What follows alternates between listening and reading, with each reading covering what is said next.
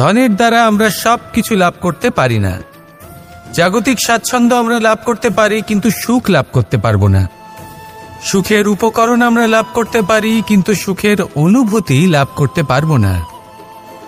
আনন্দ, সন্তোষ, প্রসন্নতা এগুলো ধন দ্বারা লাভ করা যায় না। কিন্তু হ্যাঁ, আনন্দ, সন্তোষ আর প্রসন্নতার সাথে যদি কোনো কাজ করেন তাহলে অবশ্যই ধন লাভ করবেন। নমস্কার শ্রোতা বন্ধুরা, বঙ্কোর্স ডায়েরি চ্যানেলে আপনাদের সকলকে স্বাগত জানাই। আজকের এই ভিডিওটি থেকে আপনি ভগবান শ্রীকৃষ্ণের মূল্যবান কিছু উপদেশ জানতে পারবেন। এই মূল্যবান উপদেশগুলি আপনি কাজে লাগিয়ে আপনার জীবনে সফলতা অর্জন করতে পারবেন। তাই আজকের এই ভিডিওটি অবশ্যই মনোযোগ সহকারে শেষ পর্যন্ত দেখবেন। আর এই ভিডিওটি দ্বারা আপনি যদি উপকৃত হন তাহলে অবশ্যই একটি লাইক করবেন এবং প্রিয়জনদের সাথে শেয়ার করবেন, যাতে তারাও ভিডিওটি দেখে উপকৃত হয়। এবং আপনারা যারা এই চ্যানেলে নতুন তারা অবশ্যই চ্যানেলটি সাবস্ক্রাইব করবেন এবং বেল বাটনে প্রেস করবেন এরকম আরও অনেক ভিডিওর নোটিফিকেশন পেতে। আর কমেন্টে লিখতে ভুলবেন না জয় শ্রীকৃষ্ণ। এবার আসুন ভিডিওটি শুরু করা যাক। আমাদের জীবনে গুরুজনেরা, জ্ঞানী মানুষজন সবসময় একটা কথা বলেন, ধৈর্য ধরো। শুধুমাত্র দুটো শব্দ, কিন্তু কতটা বিশাল সেটা বোঝার চেষ্টা করুন। ছোট একটা অস্ত্র হাতে নিন এবং একটা বিশাল পর্বতে নিরন্তর প্রহার করতে থাকুন। ধৈর্য ধরে সেই কাজ করতে থাকুন। এমন একদিন আসবে এই বিশাল পর্বতে আপনি একটা পথ তৈরি করবেন।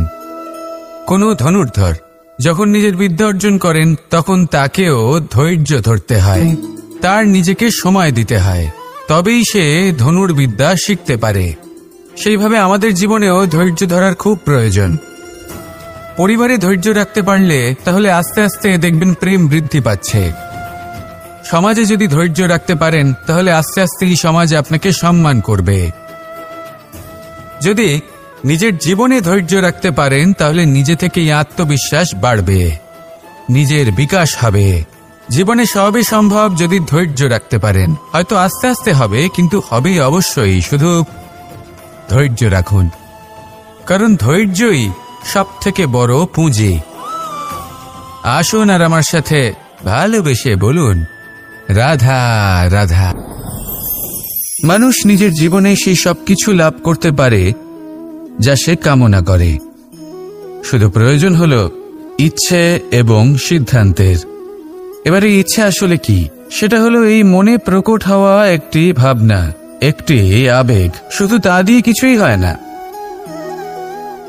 যখন সেই ইচ্ছের সাথে দৃঢ় প্রতিজ্ঞা জুড়ে যায় তখন বিষয়টা এগোতে থাকে। একটা উদাহরণ দিই, ধরুন আপনি মরুভূমিতে আছেন এবং আপনি মধুর জল পান করতে চান। এটা হলো শুধুমাত্র আপনার মনের একটি ইচ্ছে। যখন এই ইচ্ছের সাথে সিদ্ধান্ত জুড়ে যায় তখন আপনি সেই মরুভূমিতে গর্ত খুঁড়তে চেষ্টা করেন। আর যখন এই সিদ্ধান্তের সাথে নিষ্ঠা জড়িত হয় তখন আপনাকে সেই জল লাভ করার থেকে কেউ বাধা দিতে পারে না। ইতিহাস এটার সাক্ষী, যিনি নিশ্চিত করেছেন তিনি সেই সব কিছু লাভ করেছেন যা তিনি লাভ করতে চেয়েছেন।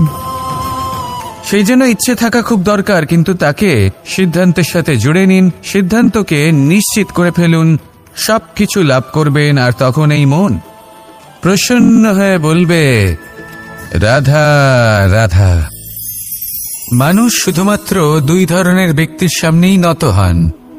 একজন হলেন তিনি যাকে তিনি সম্মান করেন, আর আরেকজন যাকে তিনি ভয় পান। এবার কোনো ব্যক্তি যদি আপনার সামনে নত হন তাহলে তার পেছনের কারণ কি? আপনার প্রতি সম্মান নাকি আপনার প্রতি ভয়? সেটা আপনাকেই বুঝতে হবে।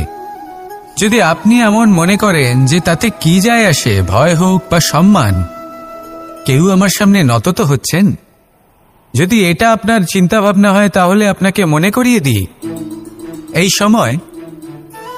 সময় বদলাতে বেশি সময় লাগে না। আজ যে ব্যক্তি আপনাকে দেখে ভয় পাচ্ছে, কাল এই ভয়ের সমাপ্তিও ঘটতে পারে। আবার এমনও হতে পারে যে তার কাছে অত্যধিক শক্তি চলে এলো। অনেক কিছুই হতে পারে।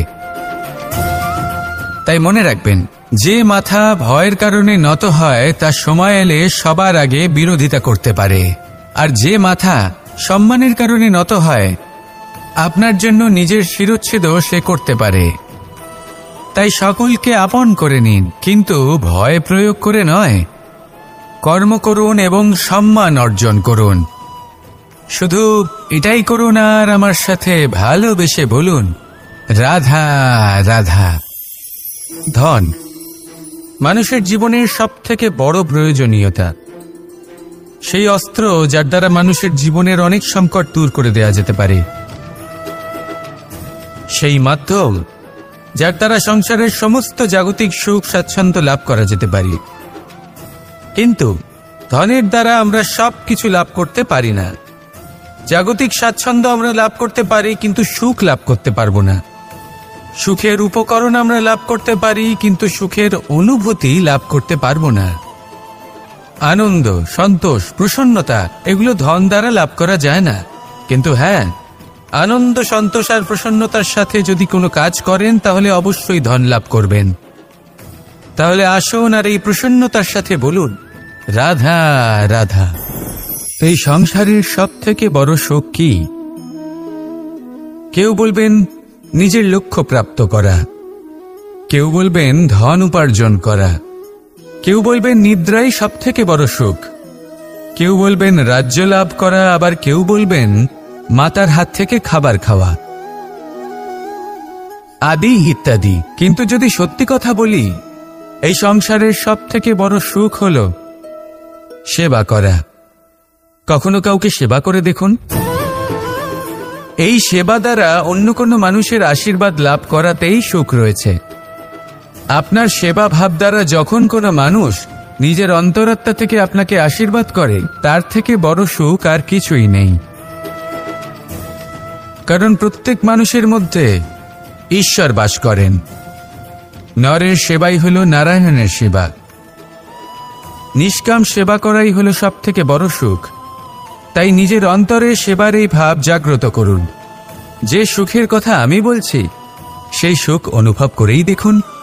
এই মন সুপ্রসন্ন হয়ে বলবে, রাধা রাধা। এই সংসারের আরম্ভ থেকে এখনো পর্যন্ত এবং ভবিষ্যতেও একটা যুদ্ধ আছে, যা হয়ে চলেছে, চলতেই থাকবে।